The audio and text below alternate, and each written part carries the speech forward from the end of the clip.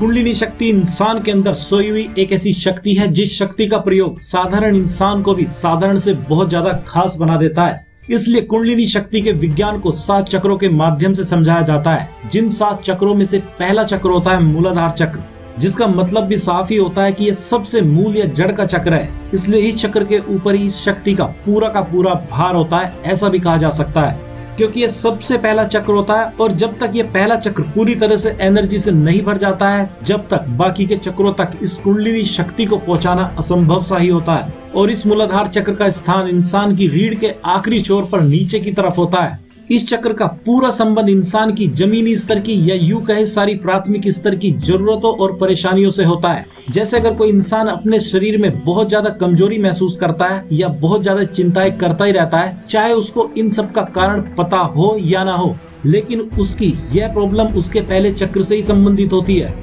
और इसी कारण से वह सबसे पहले तो अपने आप को या अपने शरीर को स्टेबल नहीं रख पाता है। और जब कोई इंसान अपने शरीर को स्टेबल और स्वस्थ नहीं रख पाता है तो उसका दूसरी चीजों को पाने पर ध्यान न लगना तो जाहिर सी बात हो जाती है।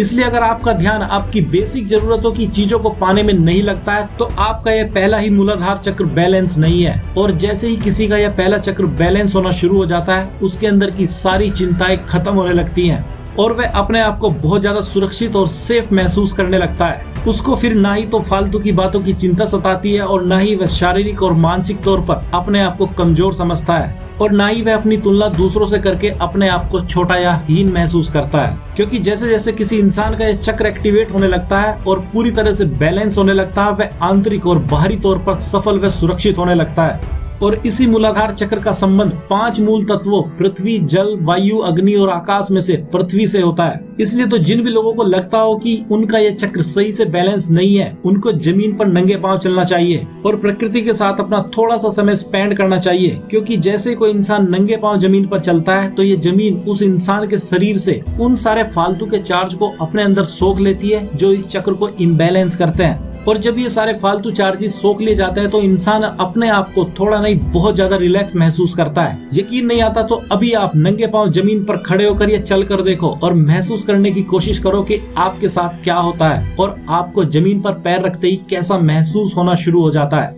अब यह तो वह एक तरीका है जो आपके मूलाधार चक्र को इम्बैलेंस होने से बचाता है, लेकिन इस मूलाधार चक्र का एक और कारण होता है जिस वजह से यह इम्बैलेंस होता है, और वह है शरीर के अंदर एनर्जी की कमी होना। इसलिए अगर आपके शरीर में इतनी एनर्जी नहीं है कि आपका यह पहला ही चक्र सही से काम कर सके, तो आपको इसके लिए हमेशा से ही यह सलाह दी जाती है कि आपको लाल रंग वाली चीजें खानी चाहिए और लाल रंग की रोशनी में कुछ देर तक रहना चाहिए, या आपको लाल रंग के कपड़े पहनने चाहिए। खैर, आजकल की बात करें तो हमने ज्यादातर सारी पुरानी परंपरा ही मॉडर्न होने के चक्कर में भुला दी है। जैसे पुराने समय में लोग लाल लंगोट पहनते थे।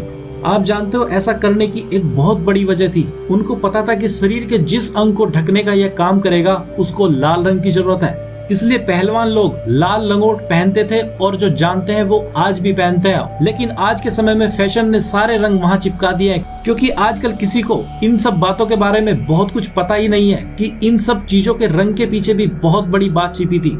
जैसे आपने एक बात सेब के बारे में सुनी होगी, जिसमें कहा जाता है कि अगर आप रोज एक सेब खाते हो तो आप कभी बीमार नहीं पड़ोगे। तो इसकी वजह सेब नहीं, सेब का वह लाल रंग है। इसलिए अगर आप टमाटर खाओ तो वो भी वही काम करेगा, और अगर आप अनार खाओ तो भी वही काम करेगा। और आप अगर सुबह सुबह सूर्य निकलने के समय जब सूर्य का रंग लाल होता है, उस समय सूर्य की रोशनी में होते हो तो वह भी वही काम करेगा।